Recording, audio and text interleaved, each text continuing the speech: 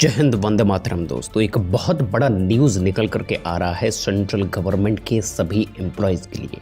ये एक बहुत बड़ा गुड न्यूज़ है कि सभी सेंट्रल गवर्नमेंट के एम्प्लॉय, सभी फोर्सेस की जो है वो सैलरी एक बहुत बड़ा हाइक में जाने वाला है, क्योंकि 8th पे कमीशन को गवर्नमेंट के द्वारा अप्रूव कर दिया गया है। तो आज इस वीडियो में टोटल 8th पे कमीशन का डिटेल मैं आपको देने वाला हूँ। किनको ये एक्स्ट्रा फैसिलिटीज़ मिलेगा, कितना सैलरी हाइक मिलेगा, क्या एक्स्ट्रा फैसिलिटी मिलेगा, कब से ये लागू होगा, सभी चीज़ों के बारे में आज इस वीडियो में बात करेंगे। सबसे पहले बात करते हैं किनको ये फैसिलिटीज़ मिलने वाला है। तो देखिए, पूरे भारतवर्ष में जितने भी सेंट्रल गवर्नमेंट के अंडर में आने वाले एम्प्लॉयज़ हैं, सभी को ये फैसिलिटीज़ मिलने वाले हैं। लगभग पूरे भारतवर्ष में 1 करोड़ से भी ऊपर लोग ऐसे हैं जो सेंट्रल गवर्नमेंट में नौकरी करते हैं। सभी को ये फैसिलिटीज़, ये सैलरी हाइक मिलने वाला है। सभी एम्प्लॉयज़ के साथ साथ में सभी फोर्सेस को भी ये फैसिलिटीज़ मिलेगा। आर्मी, नेवी, एयरफोर्स, सीएपीएफ के अंडर में जितने भी फोर्सेस आते हैं, पैरामिलिट्री के अंडर में जितने भी फोर्सेस आते हैं, दिल्ली पुलिस, सबको ये फैसिलिटीज़ मिलेगा। अब बात करते हैं फैसिलिटीज़ के तौर पे उन्हें एक्स्ट्रा क्या मिलने वाला है। सैलरी हाइक तो हर एक एम्प्लॉय का हर साल होता है। 10 से 15% जो सैलरी हाइक है वो हर साल मिलता है। प्रमोशंस जो है वो टाइम टू टाइम मिलता रहता है। देखिए, मैं आपको बता दूं, जो सालाना सैलरी हाइक मिलता है वो अलग चीज़ है, और जो प्रमोशंस है, मान लीजिए आप नायब सूबेदार थे इंडियन आर्मी में, अब आप सूबेदार बन गए हो, तो जो प्रमोशन के वजह से जो आपका सैलरी इंक्रीज हुआ वो एक अलग चीज़ है। लेकिन जब पे कमीशन आता है तब उस वक्त पर थ्रू आउट द रेंज जितने भी सेंट्रल गवर्नमेंट के एम्प्लॉयज़ हैं उनके बेसिक पेज जो है वो बढ़ जाते हैं, बहुत ज़्यादा बढ़ जाते हैं। अब कितना बढ़ेगा इसके बारे में आप बात करते हैं। देखिए, थोड़ा सा मैं आपको पास्ट में लेकर के जाना चाहता हूँ। सन 2016 में 7th पे कमीशन आया था।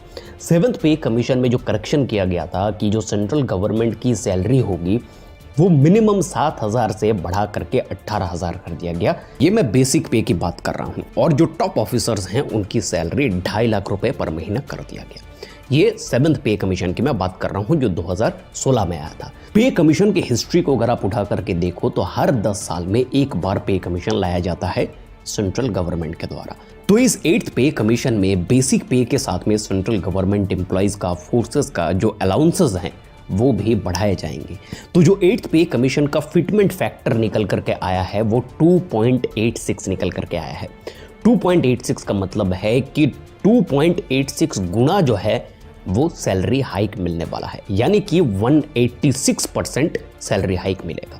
जैसे कि मान लीजिए एग्जाम्पल के तौर पे, अगर किसी का बेसिक पे 50,000 रुपये था तो 8th पे कमीशन लागू होने के बाद उसका बेसिक पे 1,43,000 रुपीज़ हो जाएगा। सिर्फ बेसिक पे की मैं बात कर रहा हूँ।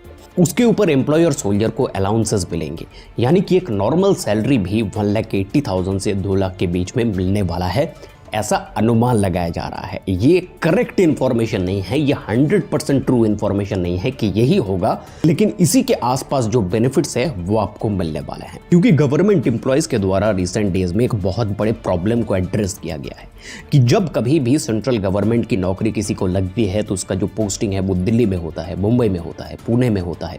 जो बड़े सिटीज़ हैं, मेट्रो सिटीज़ में अगर उनका पोस्टिंग होता है तो वहाँ पर हाउस रेंट, लिविंग एक्सपेंसेस बहुत ज़्यादा हाई होते हैं।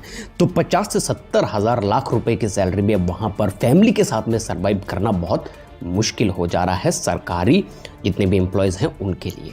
तो इसीलिए 8th पे कमीशन लाया जा रहा है, और वैसे भी 10 साल के बाद जो है वो पे कमीशन अपग्रेड किया जाता है।